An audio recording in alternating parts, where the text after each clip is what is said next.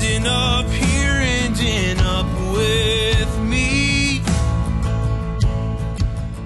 In today's video, I'd like to briefly talk about how Trump once again referenced his so-called sacred number and on how he seems to focus in on two specific numbers over and over again. In an interview last week on One America News, Trump talked about how the crowd at his January 6th speech, the day of the attack on the Capitol, was much, much larger than the estimates of 10,000 people by the mainstream media. Here's a brief clip. They never show helicopter pictures of that incredible crowd because it was the largest crowd I've ever spoken before. I've never seen a crowd that big.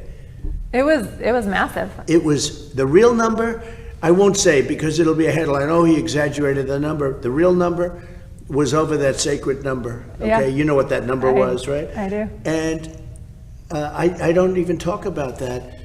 So in that clip, Trump stated that the crowd size was not only much more than 10,000, but it was close to that sacred number. He didn't specifically say what that number would be, but told the woman interviewing him that she knew exactly what it was, and she nodded yes. It's actually pretty easy to discover what that sacred number is, as Trump himself told us what it was.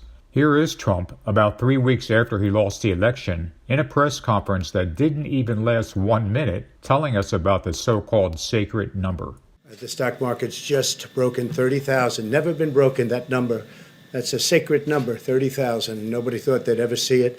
So putting Trump's previous statement about the stock market together with his interview last week on OAN, Trump is clearly stating that not only were there more than 10,000 people at his January 6, 2020 speech, but that the number was likely about 30,000, or 3 times what the estimates of the crowd size were at the time. Of course, it's not surprising in the least that Trump would claim such a crowd size, especially if we remember that his people also claimed that his inauguration crowd was the biggest of all time. But let me tell you a curious thing about the sacred number of 30,000. As we know, Trump is already marketing the number 45 as a representation of his name, a fact that I previously talked about a few months back in a video.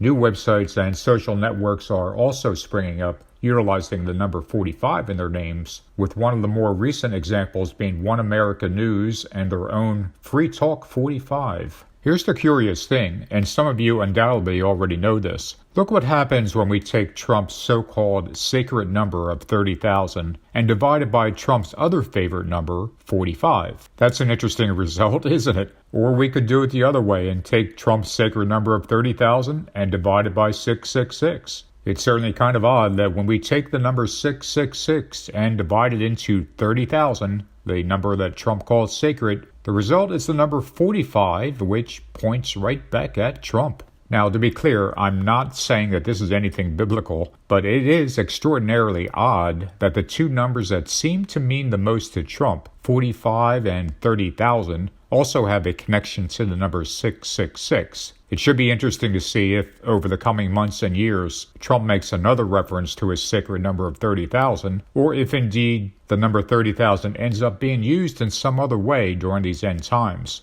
Time will tell on that one. The other item I wanted to mention is that I recently saw the absolutely perfect cartoon depiction of Trump, and it even has a biblical connotation as well. I'll show that to you in a second, but first, here are 2 others that merit discussion. This first cartoon is showing 2 men wishing each other happy Hang Mike Pence Day, which is sadly accurate about how too many Americans viewed the 1-year anniversary of the attack on the Capitol. There's also this older cartoon, which I've shown before, of Trump standing next to the cross and referring to it as a big, beautiful T for Trump, while evangelicals look on and proclaim how devout Trump is. While this cartoon is humorous, I've talked about in other videos that I don't think it's any small coincidence that the man who matches the biblical description of the Antichrist also just happens to use a symbol that is almost identical to the Christian cross. But now let me show you what I think is the perfect cartoon of Trump, which I saw a week or so back. In this drawing, Trump is pictured as a giant snake having just swallowed the GOP. He is being asked how he would describe the party and responds with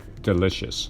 This cartoon perfectly depicts exactly what has happened over the past few years, as Trump has completely devoured the GOP. It is not only a completely different party from Reagan's GOP, it's completely different from even the GOP of 6 or 7 years ago. Today's GOP refers to any Republican who is not completely loyal to Trump as a rhino, or un-American, or even treasonous. But while the term rhino is most often used to call out other Republicans, ironically, it's the GOP name itself that is the actual rhino. The name GOP is now a misnomer, as the Republican Party is 100% the Trump Party. There is simply nothing left that has not been swallowed up by Trump and his agenda. It wouldn't even surprise me if the GOP moniker itself eventually goes by the wayside, replaced by a new name that specifically references Trump. The other aspect of this cartoon showing Trump as a devouring snake is interesting from a biblical perspective, because the Bible specifically describes the final Antichrist as a dreadful and terrible beast, exceedingly strong, that devours and breaks everything into pieces. Trump has even bragged about destroying the careers of those Republicans who criticize him, and he's exactly right. Simply put, Trump leaves a trail of destruction in his path. The image of Trump as a devouring snake is absolutely spot on in so many ways, and it's always been curious to me how much glee Trump took in reciting the snake poem. Listen again as he recites it with joy. It's almost like he's talking about himself.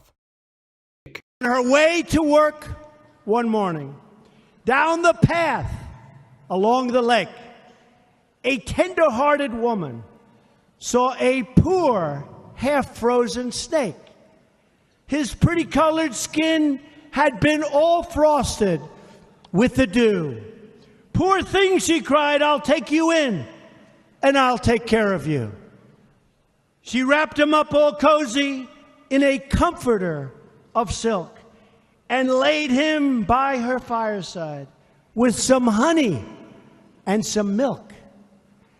She hurried home from work that night, and as soon as she arrived, she found that pretty snake she'd taken in had been revived.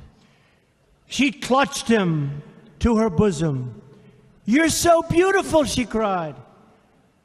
"But if I hadn't brought you in by now, oh heavens, you would have died."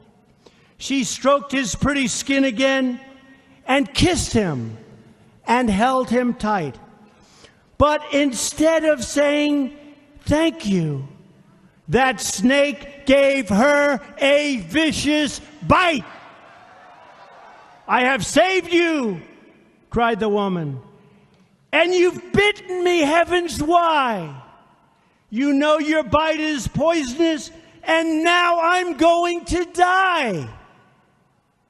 "Oh, shut up, silly woman," said the reptile with a grin. "You knew damn well I was a snake before you took me in." That devouring snake you may hear or read about isn't just some mythical creature or cartoon caricature. He's real, he's the Antichrist, and his name is Donald J. Trump. That's all for today. Thank you for watching, and if you care to leave a comment, please do. As always, please be respectful in any comment you leave, especially toward those with whom you disagree. I'll talk to you guys soon.